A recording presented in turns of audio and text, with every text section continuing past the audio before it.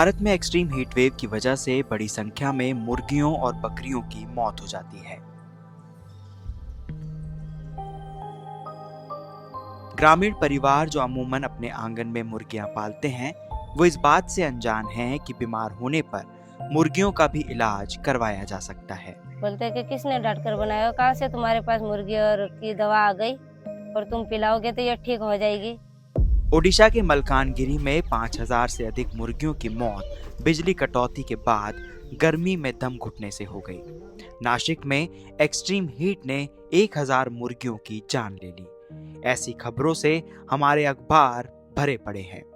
15 अप्रैल से 31 मई 30 मई तक का जो बहुत ज़्यादा लू वाला जो हीट वेव की बात करें तो वो मौसम रहता है और इसमें पशुओं को बचाना बहुत बड़ा चैलेंज भी होता है, गांव के लिए, हमारे लिए भी होता है। जिस शेड में उसको रखा हुआ उसका टेम्परेचर मैनेज करना बहुत ज़रूरी है, चाहे वो कोई भी एनिमल हो, पोल्ट्री हो, लार्ज एनिमल हो या पोल्ट्री सेक्शन हो।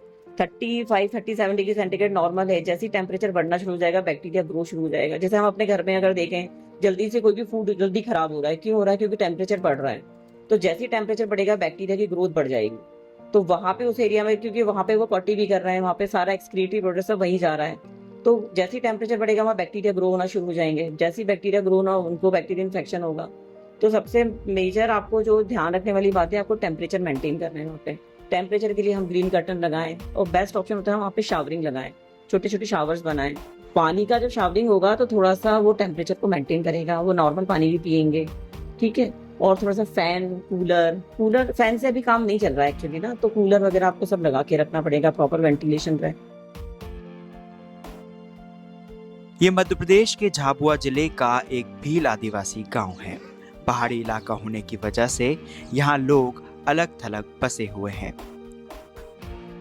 हमारे गांव में मोवड़ी है सर, तो बहुत बकरियां एक एक घर में कम से कम 20-25 इतनी भी मिल सकती है, और मुर्गियां भी। मोवड़ी गांव है पूरा पहाड़ी जैसा, तो वहाँ ज्यादा ये मुर्गियां बकरियां ज्यादा रखते हैं। मुर्गी और बकरी पालन यहाँ आय का बड़ा स्रोत है। झाबुआ के कड़कनाथ को यहाँ जीआई टैग प्राप्त है, लेकिन गर्मियों में यहाँ बड़ी संख्या में पशु मारे जाते हैं। बीमारी आती थी मुर्गियां तो किसी किसी के घर तो पूरी मर जाती थी ना। खिले पिले नहीं करे, नहीं साया नहीं रखे मर जाए गले, तो सब मर जाते थे। सब मर जाते। लगभग 4.5 लाख से अधिक बकरियों और 46 लाख से अधिक मुर्गियों वाले झाबुआ जिले में पशु चिकित्सकों की भारी कमी है। इस कमी को पूरा करने के लिए संपर्क समाज सेवी संस्थान ने पशु सखियां तैयार की हैं। मुर्गियां बीमार भी होती थी और बकरियां भी बीमार होती थी। बाहर से डांट कर बुलाई नहीं बुलाई तो वो मर भी जाती थी, और दवाई ला नहीं सकते थे इतनी दूर से, उमरकोट से लानी पड़ती थी। मोवड़ी गांव में तो है ही नहीं कोई। गांव में जाके कैसे इलाज करना, कैसे जाना, टाइम 1-2 घंटा सुबह शाम जाना पड़ता सर। सब सिखाया वहाँ पे बकरियों के मुर्गियों के बारे में, ये इलाज है, ये दवाई लगानी पड़ती है। जो विलेज लेवल पे पशु सखिया दीदी रहती है, पशु मित्र रहते हैं, उनके माध्यम से उपचार जो होता है, तो उनके पास प्राथमिक किट उपलब्ध है, प्राथमिक उपचार के किट, जिसमें हम लोग उनको पोटेशियम परमैंगनेट उनके पास मिल जाएगा, ऑक्सीटेट्रासाइक्लिन पाउडर मिल जाएगा, एंड्रोफ्लॉक्सासिन का टेबलेट मिल जाएगा, मेलोनेक्स पैरासीटामोल टेबलेट मिल जाएगा। ये टेबलेट और ये पाउडर्स उनके पास रहेंगे तो वो अल्टरनेट डे पे 1-2 दिन दे के ये सब चीज़ें चलती रहती है। और ये नहीं हो इसलिए भी हम पोटेशियम परमैंगनेट को ज़्यादा करते हैं कि आप रेगुलर उसको हफ्ते में 2 से 3 दिन चलाओ, ताकि इनका असर भी नहीं हो, मतलब हो ही नहीं। तो बचाव में भी पोटेशियम परमैंगनेट का उपयोग करते हैं और उपचार में भी उसका उपयोग करते हैं। पहले तो वो 200, 300, 500 तक भी ले लेते, और हम तो 10-20 रुपए में काम करते सर। 5 मुर्गियों का 3 रुपया लेते और बकरियों का 5 रुपये लेते। पशुओं के बाड़ों को ठंडा रखना जरूरी है। विशेषज्ञ कूलर लगाने को कहते हैं, लेकिन यहाँ लोग खुद के लिए पंखा खरीदने में भी सक्षम नहीं है। गोटरी होती है ना, उसको अपन कहें कि उसको पुअर क्लास की गाय कहते हैं, मतलब गरीबों की गाय टाइप से कहा जाता है। तो इन जनरल थोड़ा बीपीएल वाले अगर अपने घर में रख रहे हैं तो वही लोग इसको पालते हैं, और अभी यहाँ पर मुस्लिम लोग थोड़ा इसको ज्यादा पालते हैं। तो ज़्यादा उनके पास बहुत अच्छी कंडीशन नहीं होती है कि वो घर में उसको प्रॉपर अच्छे से रख पाएँ, उसको प्रॉपर हीट मैनेज कर पाएँ, क्योंकि वो एक फैन में रह रहे हैं या वो भी नहीं है उनके पास बहुत मोस्ट ऑफ द टाइम, तो वो हीट स्ट्रोक की कंडीशन में आ जाती है। पशु सखियों ने अब गांव वालों का विश्वास जीत लिया है।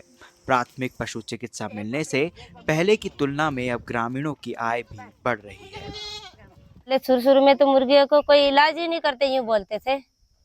फिर मैंने 1-2 घर में 10-15 घर में करके देखा वहाँ पे, फिर किसी की मुर्गियाँ बीमार हुई, जब फिर उन्होंने करने दिया काम, शुरू शुरू में तो नहीं करने दिया।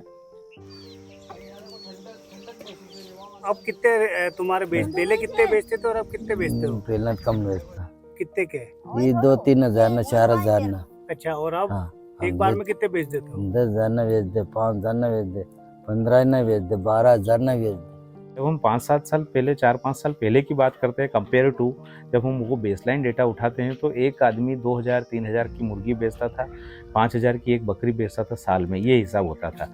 लेकिन अभी अगर हम जाके बात करेंगे तो हर गांव में हमें 8 से 10-20 महिला ऐसी मिल जाएगी जो 50,000 से ऊपर की मुर्गी बकरी बेच चुकी है। वहाँ सहायिका में लगी तो भी मेरे को 2500 मिलते थे, कहा क्या हो, कहीं भी नहीं होता। तो भी पैसे घर चलाने के लिए भी काम आते सर। कहीं गाड़ी हाड़ी मोटरसाइकिल लिए तो उसकी किस्त भी भरा जाती। गरीब परिवारों के लिए पशुपालन आमदनी का अहम जरिया है। ऐसे में बढ़ती चरम मौसमी घटनाएं इनकी आजीविका पर सीधा असर डाल रही हैं। जरूरत है मजबूत एक्शन प्लान की। झाबुआ से शिशिर अग्रवाल की ग्राउंड रिपोर्ट।